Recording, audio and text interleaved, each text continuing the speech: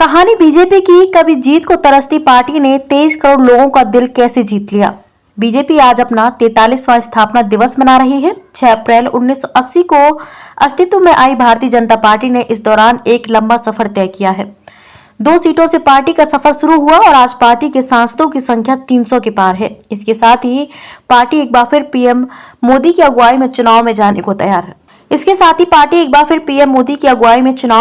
तैयार है। कभी 2 सीट और आज 300 के पार सीटें। ये कहानी है दुनिया की सबसे बड़ी पार्टी भारतीय जनता पार्टी की। बीजेपी का गठन 6 अप्रैल 1980 को भले ही हुआ हो, लेकिन इसकी वैचारिक उत्पत्ति 1991 में ही हो गई थी।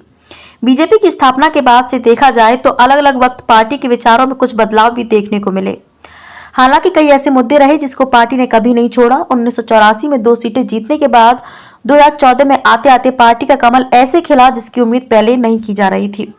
पार्टी की स्थापना के बाद बीजेपी के राष्ट्रीय अध्यक्ष अटल बिहारी वाजपेयी ने गांधीवादी समाजवाद में अपनी सोच स्थापित की। हिंदू राष्ट्रवाद उस वक्त भी केंद्र में था, लेकिन पार्टी ने उस पर नरम रुख अपनाए रखा। हालांकि कुछ ही समय बाद राम जन्मभूमि आंदोलन तेज हुआ और पार्टी ने इस पर आक्रामक रुख अपनाया।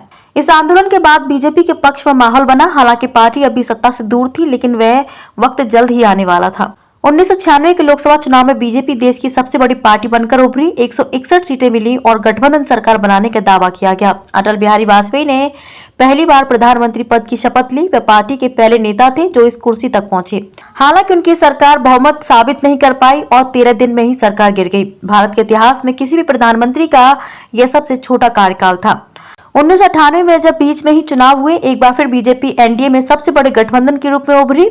अटल जी दोबारा प्रधानमंत्री बने, लेकिन यह कार्यकाल भी छोटा रहा और 13 महीने बाद इस्तीफा देना पड़ा। उसके बाद फिर जब चुनाव हुए तो एनडीए की पूर्ण बहुमत के साथ सत्ता में वापसी होती है। 5 साल तक सरकार चली, लेकिन 2004 में पार्टी दोबारा सत्ता में न लौट सकी।